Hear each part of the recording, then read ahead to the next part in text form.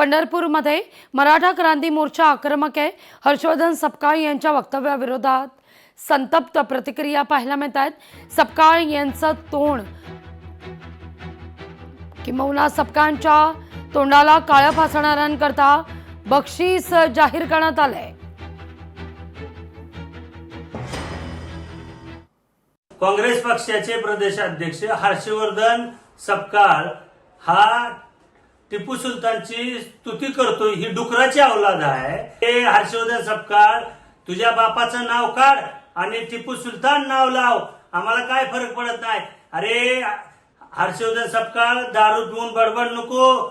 आणि ह्या महाराष्ट्रामध्ये तुमच्या काँग्रेसची लायकी या महाराष्ट्रातील शिवप्रेमींनी आणि मराठा समाजाने दाखवली। येणाऱ्या काळात हर्षवर्धन सपकाळ तात्काळ माफी मागा आणि राजीनामा काँग्रेस पक्षाचा द्या।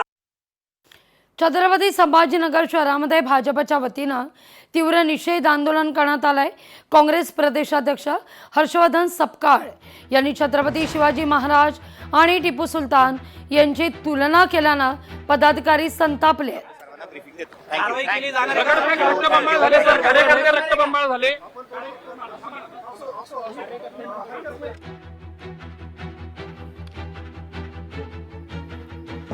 पोलिसांकडून प्रतिक्रिया देण्याचा प्रयत्न पुण्यातल्या या सगळ्या आंदोलनादरम्यान।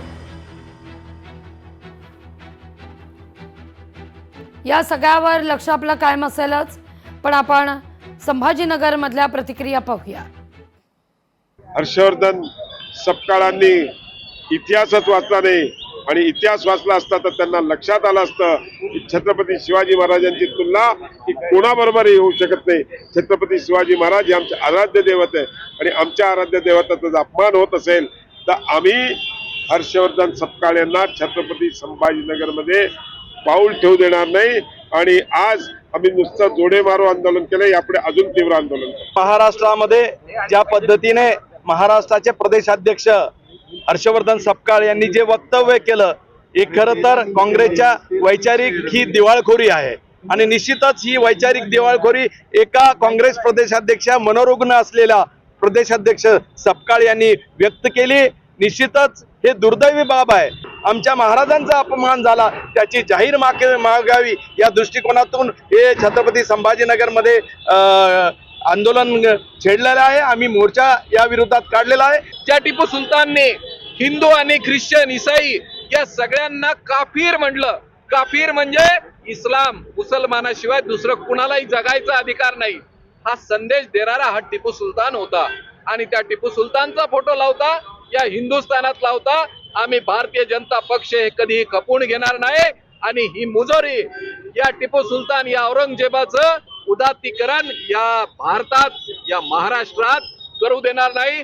आम्ही छत्रपतींचे मावळे आहोत। शिवजयंती या टिपू सुलतानला जोडे मारून, तुम्हाला जोडे मारून आम्ही करू। तेजस ठाकरे यांची प्रकृती बिघडली आहे। तेजस ठाकरे यांना रिलायन्स रुग्णालयात दाखल करण्यात आलंय। तेजस ठाकरेंची तब्येत आता ठीक असल्याचं देखील कळतंय। प्रकृती स्थिर असल्याची माहिती आहे।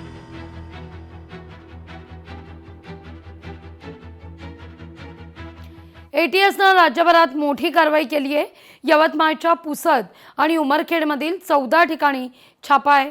अहिल्यानगरमध्ये 7 ठिकाणी एटीएसनं छापा टाकलाय।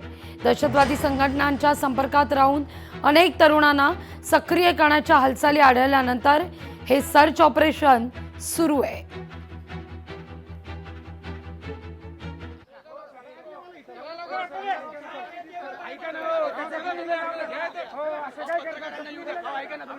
पुण्याची ही दृश्य आपण पाहतोय, काँग्रेस भवन मधली, ज्या ठिकाणी काँग्रेसचे कार्यकर्ते आक्रमक झालेले होते भाजपच्या भूमिकेविरोधात। हर्षवर्धन सपकाळ यांच्या समर्थनार्थ काँग्रेसही मैदानात, तर पोलिसांसमक्ष जर या ठिकाणी दगडफेक होत असेल तर संबंधित पोलिसांना निलंबित करा अशी मागणी काँग्रेसच्या कार्यकर्त्यांकडून केली जाते।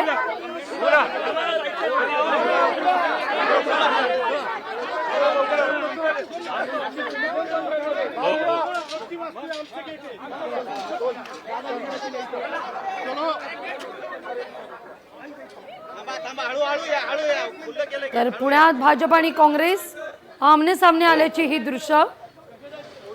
अमोल, काय घडतं आता नेमका? काँग्रेसचे काही कार्यकर्ते काँग्रेस भवन मधून बाहेर पडले आहेत, एक गठ्ठा.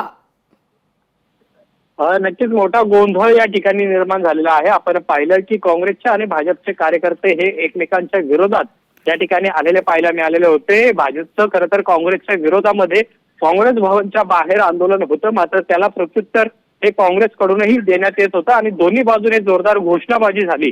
भाजपचं हे आंदोलन करता संपलं होतं, मात्र त्यानंतरही भाजपचे कार्यकर्ते हे काँग्रेस भवनमध्ये शिरण्याच्या प्रयत्नात होते आणि त्यामुळे त्यानंतर हा सगळा गोंधळ आहे तो निर्माण झालेला आहे. याच्यामध्ये काँग्रेसचे काही कार्यकर्ते हे सुद्धा जखमी झालेले आहेत. एक महिला पोलीस कर्मचारी आहे त्या सुद्धा जखमी झालेल्या आहेत आणि भाजपच्या कार्यकर्त्यांनी दगड फेकल्याचा आरोप आहे तो काँग्रेसच्या कार्यकर्त्यांनी केलेला आहे आणि त्यामुळे गोंधळाची परिस्थिती सध्या या ठिकाणी निर्माण झालेली आहे. पोलिसांना सुद्धा काँग्रेसच्या कार्यकर्त्यांनी घेराव घातलेला आहे, कारण पोलिसांनी मुस्कटदाबी केल्याचा आरोप त्यांचा आहे आणि त्यामुळे एक गोंधळ या ठिकाणी निर्माण झालेला पाहायला मिळत आहे. आता भाजपच्या सगळ्या कार्यकर्त्यांना पोलिसांनी बाहेर नेलेलं आहे आणि भाजपचे कार्यकर्ते या ठिकाणावरून निघून गेलेले आहेत, पण काँग्रेस हे मात्र मोठ्या प्रमाणात आक्रमक झालेले आहे.